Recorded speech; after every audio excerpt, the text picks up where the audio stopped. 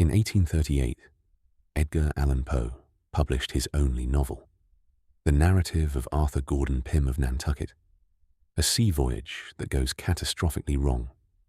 Shipwreck, starvation, desperate men.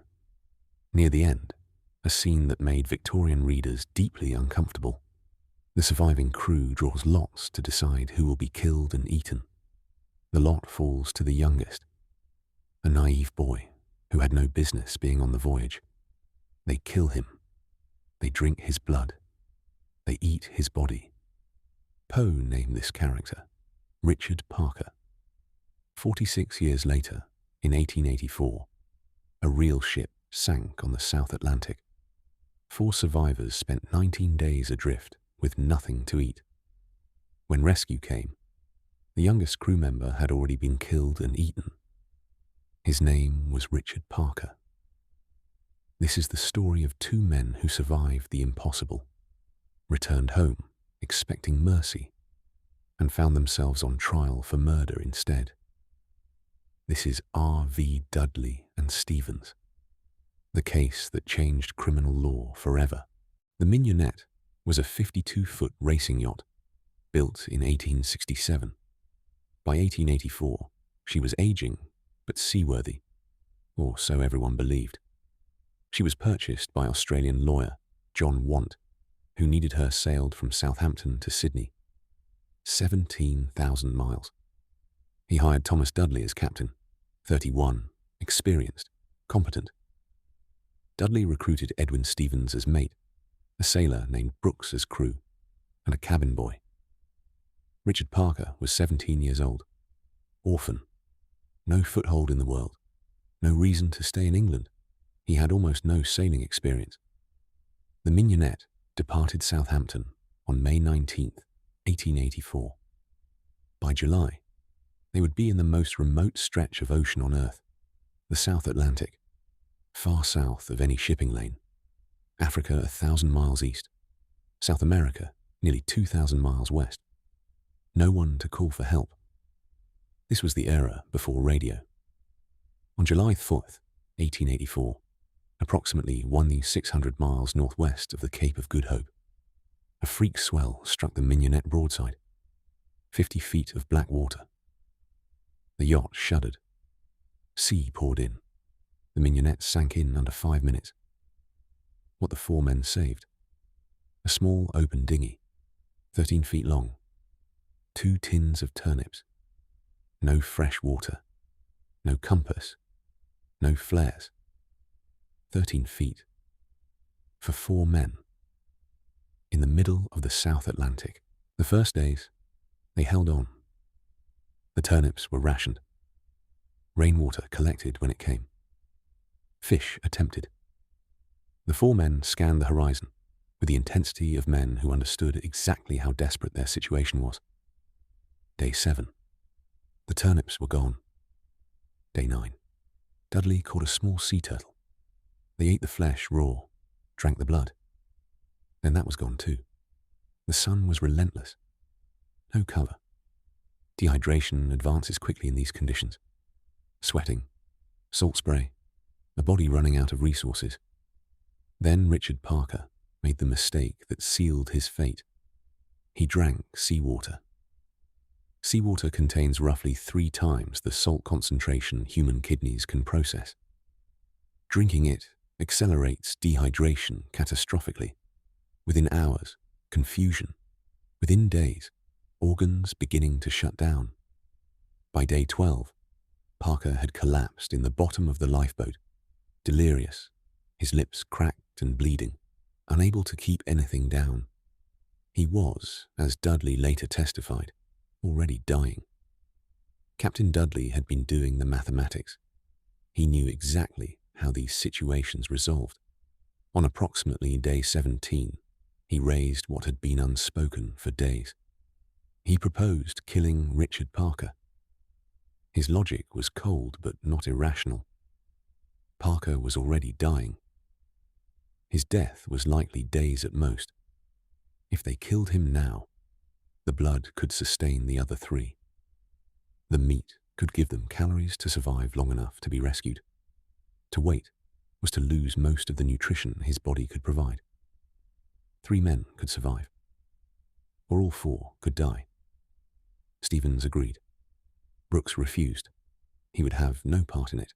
On July 25, 1884, 19 days after the Mignonette sank, Captain Thomas Dudley killed Richard Parker. He slit his throat. The 3 survivors drank his blood. They ate his flesh. 4 days later, on July 29th, the German merchant bark Moctezuma appeared on the horizon. All 3 men were rescued.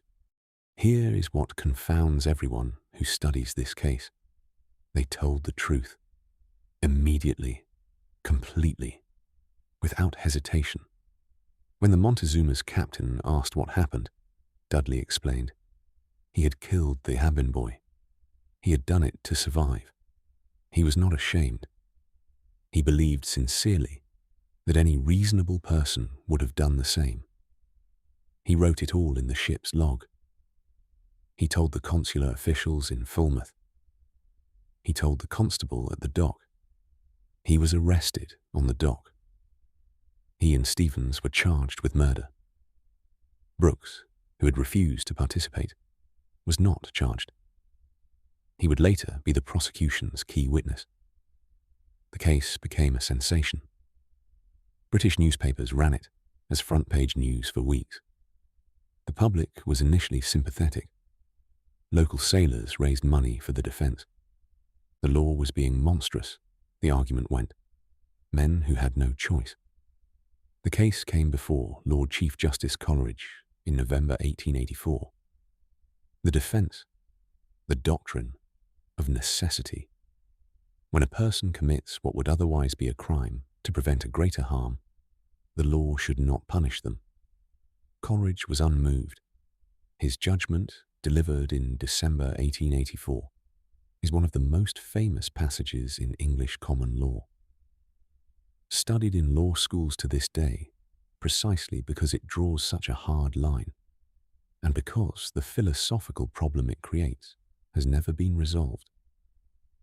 He acknowledged the extreme situation.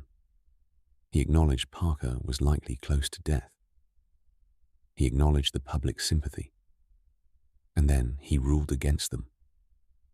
The doctrine of necessity, applied here, would require the law to accept that human beings can decide whose life is worth less.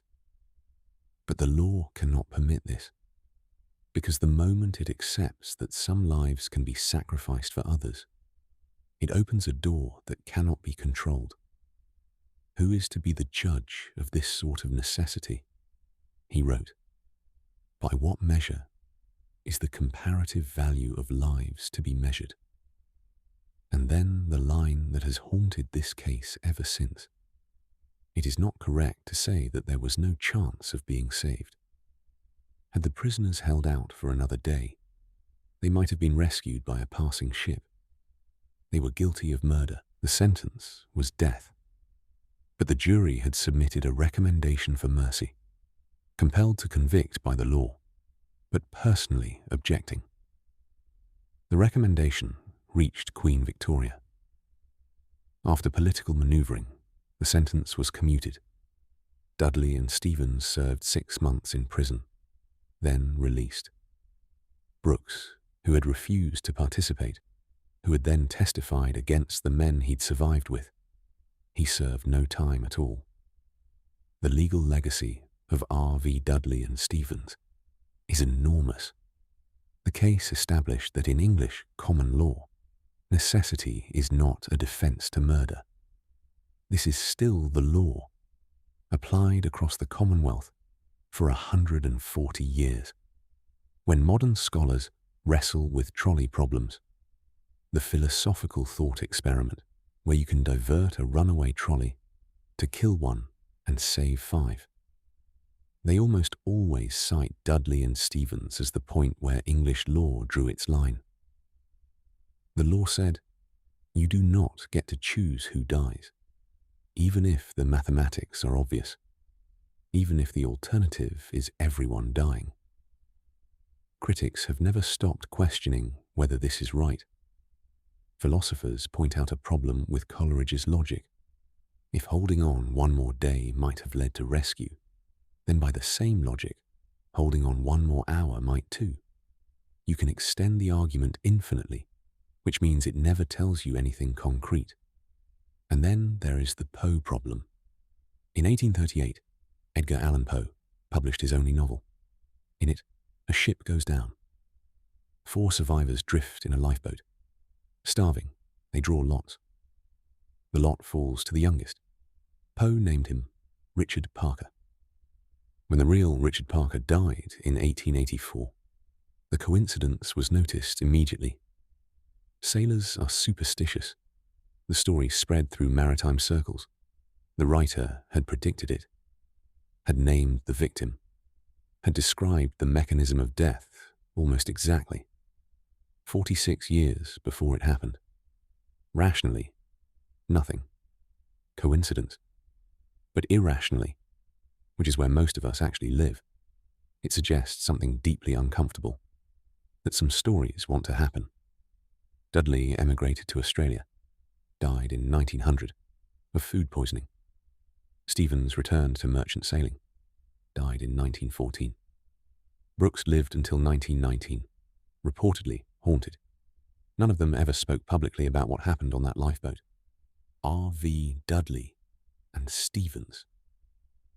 Decided 1884. Necessity is not a defense to murder. And somewhere in the library of maritime coincidence, Richard Parker is still waiting to draw his lot.